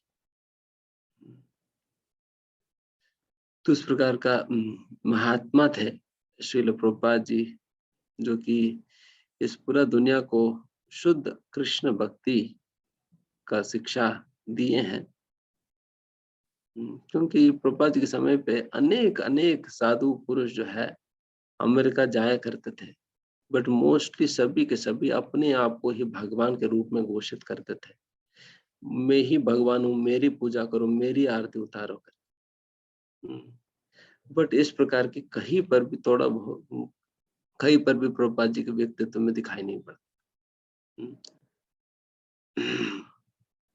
तो प्रभुपाद जी तो इस प्रकार के शुद्ध सिद्धांत हमें दिए हैं, जिसकी वजह से आज तक भी लाखों की संख्या में लोग प्रभुपाद जी की शिक्षाओं का फायदा पाकर अपने जीवन को धन्य बना रहे हैं और अपने जीवन में इस प्रकार की अनोखा परिवर्तन की अनुभव कर रहे हैं। उनमें से हम भी एक है, उनमें से हम भी एक है। तो इस प्रकार से लाखों की संख्या में लोग हैं। इसलिए हम आप सभी से अनुरोध है, या आप सभी लोगों की सबसे सौभाग्य है कि इस प्रकार की श्रील प्रभुपाद जी का शिक्षाओं के साथ वैसे प्रभुपाद जी का अपना कोई शिक्षा नहीं है, जो भगवान ने दिया वही शिक्षाओं को यथारूप प्रस्तुत किया, बस इतना ही है। एंड इस प्रकार के आंदोलन के साथ जो जुड़े हैं, ये हम सभी लोगों का सबसे बड़ा भाग्य है। तो इसलिए इस भाग्य का फायदा लेकर आप सभी लोग बहुत ही दृढ़ता पूर्वक भक्ति का अभ्यास करिए and you will definitely see that transformation in your lives. And पुस्तकों के माध्यम से हमें श्रील प्रभुपाद जी की संगति प्राप्त होगा, एंड डेफिनेटली आपके जीवन में उस प्रकार की अद्भुत परिवर्तन आप देख सकेंगे। तो यही आज की संदेश है। तो यही संगति का फल है, यही संगति का महिमा है। तो इसलिए ये सारी बातें समझिए। तो फिर यहाँ पर हम समाप्त करते हैं। किसी कोई प्रश्न है, कुछ कहना चाहे तो कह सकते हैं। थैंक यू वेरी मच प्रभु जी आज के इस सेशन के लिए, जिसमें आपने काफी अच्छे तरीके से काफी बातें बताई regarding the power of association. We are the average of 5 people we are surrounded with. तो हमें ये चीज जरूर सोचना चाहिए कि हम किन लोगों का संग कर रहे हैं। अगर हम अच्छे लोगों का संग करेंगे तो डेफिनेटली हमारी जो बैड हैबिट्स है वो भी धीरे धीरे छूटते रहेंगी। अगर हम हमारे अंदर गुड हैबिट्स हैं लेकिन हम बैड लोगों का संग कर रहे हैं तो ऑटोमेटिकली हमारी गुड हैबिट्स छूट जाएंगी, राइट। सो जैसा प्रभु जी ने बोला कि we are the average of 5 people we are surrounded with. तो हम लोगों को बहुत ही कॉन्शियसली अपना फ्रेंड सर्कल चूज करना चाहिए, स्पेशली जो यूथ है, जो यंगस्टर्स हैं। हम सभी हमारे स्कूल में हम किन फ्रेंड्स के साथ दोस्ती कर रहे हैं, काफी कॉन्शियस रहना चाहिए इस चीज में। तो आप सभी में लोगों का जो क्वेश्चंस हैं वो हम लेंगे, लेकिन उससे पहले एक अनाउंसमेंट है कि आप में से कुछ लोग, स्पेशली जो बॉयज हैं, बॉयज यूथ, जो कि कॉलिंग सेवा में पार्टिसिपेट करना चाहते हैं। कॉलिंग सेवा में एक्चुअली होता क्या है कि काफी सारे जो हमारे सेशंस चलते रहते हैं, उससे पहले बिकॉज चीजें ऑनलाइन हो गई हैं तो रिमाइंडर और कॉलिंग का काफी ज्यादा महत्व है। बहुत सारे लोग अपने डे टू डे लाइफ में इन्वॉल्व रहते हैं और उनके दिमाग से मिस हो जाता है कि आज सेशन है, राइट। और फिर वो लास्ट में बाद में हमें अप्रोच करते हैं कि प्रभु जी क्या इसकी रिकॉर्डिंग मिल सकती है, मैं मिस हो गया, मेरे को याद नहीं था, राइट। तो आप में से ऐसे कुछ लोग हैं जो कि कॉलिंग सेवा, स्पेशली बॉयज जो कि इंटरेस्टेड होंगे कॉलिंग सेवा में। अगर हैं ऐसा तो आप हैंड रेज कर सकते हैं।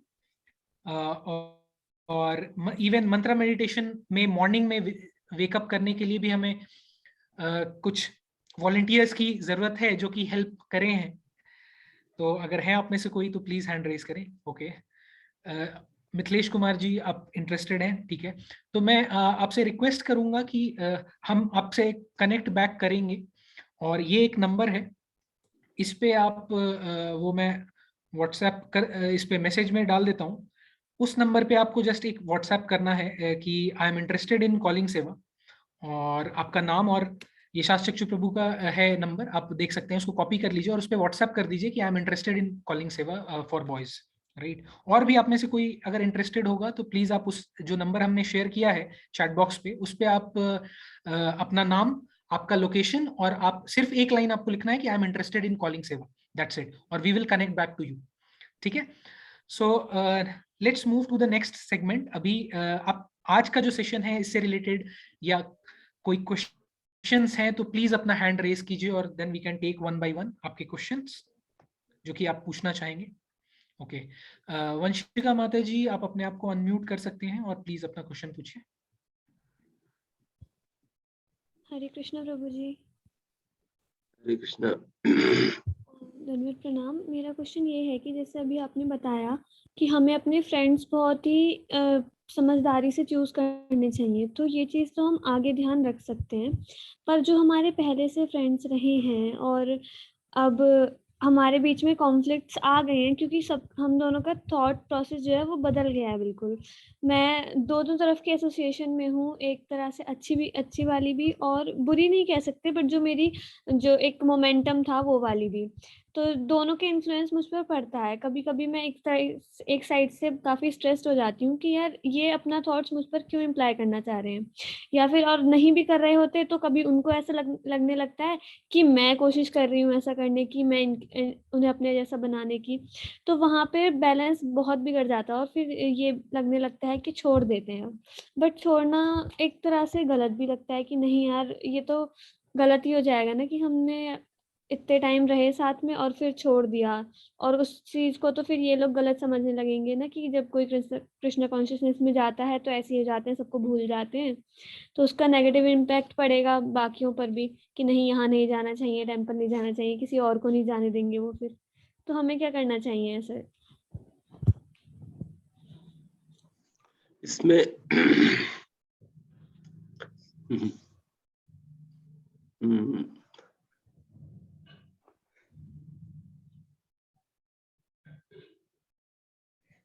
देखिए श्री चैतन्य महाप्रभु ये बात कहते ही है, असत्संग त्याग यही वैष्णवाचार। असत्संगति जो असत्संगति मतलब जो भी संगति हमें भगवान की स्मरण करने में बाधा बन रही है, तो उसे असत्संगति कहा जा सकता है। जी। एंड उस प्रकार की असत्संगति से हमें अपने आप को बचाना चाहिए। और फिर अगर उस प्रकार की असत्संगति हम पहले से मेंटेन कर रहे हैं, देन उसे भी अपने आप को बचानी चाहिए।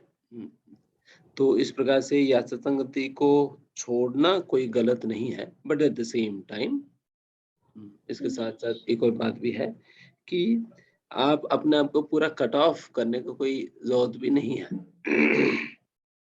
जी। rather इमोशनल मतलब हमें बॉन्डिंग, रेगुलेट कर देना चाहिए। इमोशनल कनेक्ट वो रोकना चाहिए। इमोशनल बॉन्डिंग होता है, वो ओके। इमोशनल बॉन्डिंग रोकनी चाहिए, because that will very badly affect your devotion. हाँ जी। वो इमोशनल बॉन्डिंग है तो वो रोक देनी चाहिए निश्चित रूप से। बाकी इमोशनल बॉन्डिंग के अलावा बाकी एक्सचेंजेस हो सकता है। Emotional जी। bonding in the sense wherein you are sharing your heart to the other person, you are hearing the other person's heart. Okay.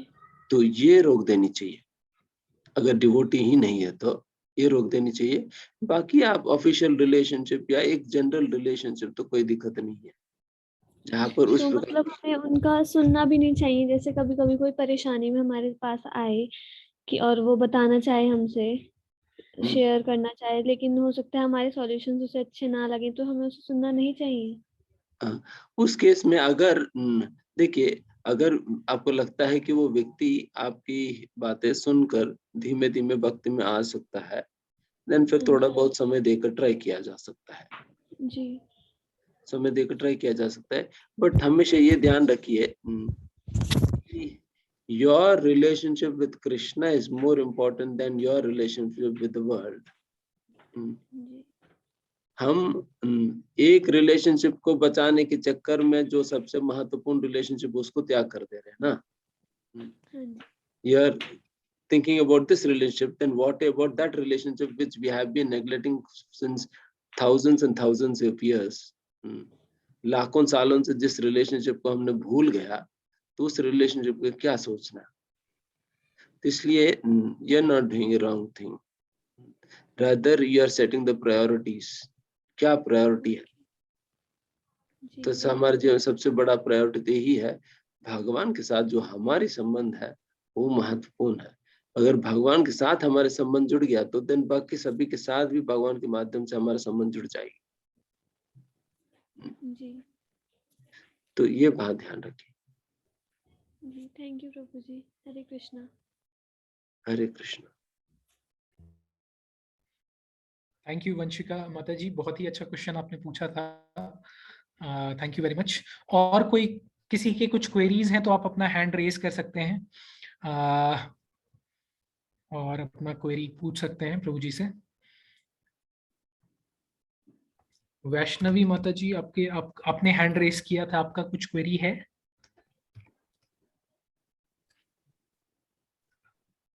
हाँ, वैष्णवी माता जी, आप अपने आप को अनम्यूट करके पूछ सकते हैं।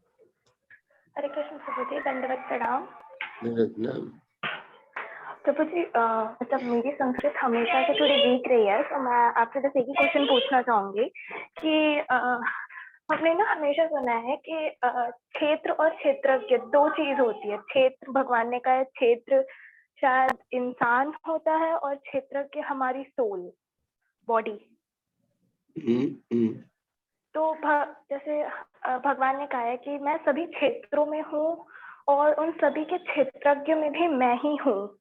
तो जब हमने देखा है कि जब भी कोई दो इंसान जिसमें भगवान जी हैं, कृष्ण जी हैं, तो कोई एक इंसान हाई पोस्ट पे होता है और अगर कोई एक इंसान बहुत लोअर पोस्ट पे होता है तो उससे दूसरे वाले से ईर्ष्या क्यों होने लगती है, मतलब जलन क्यों हो जाती है सामने वाले को? बस ये थोड़ा सा क्वेश्चन था। तो देखिए, सबसे पहला ये कॉन्सेप्ट हम क्लैरिफाई कर देंगे। क्षेत्र मतलब it is a field of activity. Field of activity मतलब ये शरीर होता है, शरीर है। एंड क्षेत्रज्ञ मतलब दो लोगों को क्षेत्रज्ञ कहा जाता है, आत्मा को भी क्षेत्रज्ञ कहा जाता है एंड परमात्मा को भी। क्षेत्रज्ञ शब्द की अर्थ है knower the field, one who knows about the क्षेत्र। क्षेत्र के विषय में जो व्यक्ति जानता है उन्हें क्षेत्रज्ञ कहा जाता है। एंड हम भी अपने शरीर के विषय में जानते हैं एंड हमारे शरीर के विषय में भगवान भी जानते हैं, इसलिए इन दोनों को क्षेत्रज्ञ कहा जाता है। तो ये कॉन्सेप्ट है basically.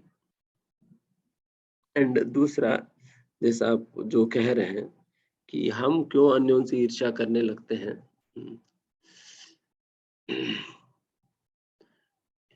envy towards any living entity is a reflection of our envy towards Krishna. भगवान के प्रति हमारा जो ईर्ष्या है उसी का ही रिफ्लेक्शन है, अन्यों के प्रति ईर्ष्या के रूप में प्रकट होता है। ओरिजिनली हमारी ईर्ष्या भगवान के प्रति है। फिर लगता है भगवान सारे चप्पल वो तुम ही खाओगे, भोग बनाना तो मुझे, खाएंगे तो तुम। तो इस प्रकार से ईर्ष्या शुरू होती है। एंड तभी अगर हम भगवान के प्रति हमारी ईर्ष्या को अगर खत्म करें, देन फिर बाकी सभी लोगों के प्रति ईर्ष्या भी खत्म हो जाएगी, बिकॉज उसी का ही तो रिफ्लेक्शन है। इसलिए हम आध्यात्मिकता के अंतर्गत भगवान के प्रति ईर्ष्या को खत्म करते हैं। कैसे खत्म करते हैं? ईर्ष्या को खत्म करने के लिए जिस व्यक्ति के प्रति ईर्ष्या होती है उस व्यक्ति का एप्रिसिएशन, ग्लोरिफिकेशन करेंगे, देन फिर उस व्यक्ति के प्रति जो हमारे अंदर जो दुर्भावना है, वो सारा ऑल मिसगिविंग जो है वो सारा खत्म होने लग जाएगी। And that is why we chant the names of God, that is why we hear about God, जिससे and that is why we speak about God, जिससे फिर हमारे अंदर जो भगवान के प्रति ईर्ष्या है वो खत्म हो जाए एंड फिर बाकी लोगों के प्रति ईर्ष्या भी खत्म हो जाएगी। एंड अन्य के प्रति ईर्ष्या भी, ये भी एक प्रकार की एक्सप्लेनेशन है जो मैंने कहा। एंड दूसरे प्रकार की एक्सप्लेनेशन ये भी कह सकते हैं कि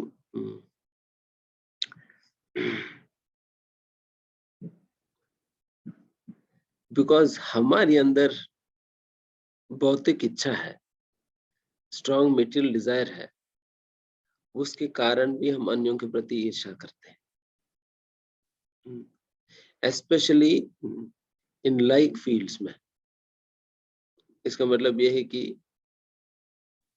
अगर एक आर्टिस्ट के प्रति ईर्ष्या दूसरा आर्टिस्ट कोई होता है ना, एक आर्टिस्ट के प्रति ईर्ष्या कोई फिलोसफर नहीं करेगा। फिलोसफर्स के आपस में ईर्ष्या होगी, आर्टिस्ट के आपस में ईर्ष्या होगी, सॉफ्टवेयर इंजीनियर्स के आपस में ईर्ष्या होगी। तो ये लाइक फील्ड में होता है भाई, बिकॉज वो लाइक फील्ड में वो देखता है कि ये मेरे से एक्सेल कर रहा है। इसको क्रैब मेंटालिटी कहते हैं। क्रैब मेंटालिटी में क्या, एक बार एक दुकान में कोई गए थे, फिर वहां पर कई क्रैब्स रखा हुआ था, फिर उसके ऊपर कोई ढक्कन ही नहीं था। फिर उनसे पूछा गया, अरे सारे क्रैब ही क्रैब अंदर है, कोई ढक्कन नहीं रखेंगे तो फिर सारा क्रैब बाहर निकल जाएगी। उन्होंने कहा कि अरे भाई साहब, कोई क्रैब बाहर निकलेगी नहीं। क्यों नहीं निकलेगी? जैसा एक क्रैब निकलने का प्रयास करती है, ऊपर चढ़ने का प्रयास करती है, बाकी 10 के 10 क्रैब जो है उसको पकड़कर नीचे खींच लेती है। एंड फिर दूसरा जब प्रयास करती है, बाकी सारा मिलकर उन्हें खींच लेती है। तो इसलिए कोई भी क्रैब जो है बाहर निकल ही नहीं पाई, इसलिए इसके ऊपर ढक्कन ही रखने की जरूरत नहीं है। तो इतना ईर्ष्यालु जीव है। ईर्ष्या मतलब वही है कि to inability to appreciate others progress, अन्यों की प्रगति को अन्यों की प्रगति को देखकर प्रसन्न नहीं होना, दुखी होना, रोना, अरे ये कहाँ बढ़ गया। तो ये सारा कुछ इसलिए बिकॉज ऑफ डिजायर। ठीक है, तो it is I think no more questions. So thank you Vaishnavi माता ji for that question. So और किसी का क्वेश्चन नहीं है तो हम लोग फिर अब इस सेशन को एंड करेंगे। आज के सेशन में काफी सारी चीजें प्रभु जी ने कवर की और प्रभु जी ने बताया स्टार्टिंग में कि कैसे कलयुग में इनसाइड वन बॉडी दोनों चीजें हैं, दैट इज असुर प्रवृत्ति और देवता प्रवृत्ति। We need to look at other persons divine qualities rather than looking at their demonic qualities. ये चीज प्रभु जी ने बताया। उसके बाद प्रभु जी ने आज जो हंटर के बारे में जो स्टोरी बताई थी और उन्होंने बताया कि कैसे एसोसिएशन ऑफ प्योर डिवोटी के कारण वो जो हंटर थे वो वापस वो एक बहुत सच्चे भक्त बन गए। और प्रभु जी ने और भी जो आज बात बताई इस थी सेशन में कि कैसे श्रीला प्रभुपाद ने अमेरिका जाके इस्कॉन की स्थापना की। उनके पास कुछ भी नहीं था, सिर्फ 40 रुपए थे और सिर्फ उनके पास जो था वो हरि नाम था। और वो जो एक पोटेंसी ऑफ प्योर डिवोटी होती है उसके थ्रू उन्होंने पूरा ये जो इस्कॉन स्टैब्लिश किया, ये बहुत बड़ी बात है। वो रिफ्लेक्ट करता है the power of association with right people. और लास्ट में जब प्रभु जी ने बताया कि एक बात जो कही कि your relationship with Krishna is more important than your relationship with the world. तो हमें ये चीज समझना बहुत जरूरी है कि हमारा रिलेशनशिप दूसरों के साथ कैसा भी रहे, हमारा रिलेशनशिप विथ कृष्णा कभी भी खराब नहीं होना चाहिए। हमें ट्राई करना चाहिए कि गॉड को हम कैसे ऐड ऑन करें अपने लाइफ में। और लास्ट में जो प्रभु जी ने बताया क्रैब मेंटालिटी वाली बात, तो अगर हमारा सर्कल में ऐसे लोग हैं जो कि क्रैब मेंटालिटी वाले हैं तो वो हर समय आपकी टांग खींच के आपको नीचे ही लाएंगे। लेकिन अगर हम उस सर्कल में हैं जहां पे कि डिवोटी का संग है जो कि आपके प्रोग्रेस में हैप्पीनेस देखते हैं, तो वो हमेशा मेक श्योर करेंगे कि अगर आप नीचे जा भी रहे हैं तो आपका हाथ पकड़ के आपको ऊपर खींच लें। राइट, तो ये बहुत जरूरी है कि हम राइट लोगों के संग में रहें ताकि अगर हम नीचे किसी गड्ढे में गिर भी जाएं समय पे तो वैसे लोग रहें जो कि हमारा हाथ पकड़ के हमें ऊपर वापस खींच लें। राइट, सो इन सारी चीजों के साथ आज काफी अच्छा रहा सेशन। आप सभी भक्तों का, आप सभी डिवोटीज का मैं थैंक यू करना चाहूंगा, आपने अपना समय दिया यहाँ पे। और नेक्स्ट सेशन जो हमारा सैटरडे इवनिंग को होगा उसमें हम लोग फिर वापस मिलेंगे। और नेक्स्ट संडे को भी जो सेशन रहेगा हम लोग मेक श्योर करेंगे कि और डिफरेंट स्पीकर्स, सीनियर स्पीकर्स को बुलाएं सेशन में और आपके साथ वो डिफरेंट टॉपिक्स पे शेयर करें। तो एक बार हरे कृष्णा महामंत्र साथ में बोल के we will end this session. ठीक है, तो प्रभु जी का हम लोग धन्यवाद करेंगे and then we will end the session. So सभी लोग मिलके एक बार साथ में हरे कृष्णा कृष्ण कृष्ण हरे हरे, हरे रामा राम राम हरे हरे। हरि नाम प्रभु की जय। Thank you very much. मिलते हैं नेक्स्ट सेशन में। Thank you. हरे कृष्णा।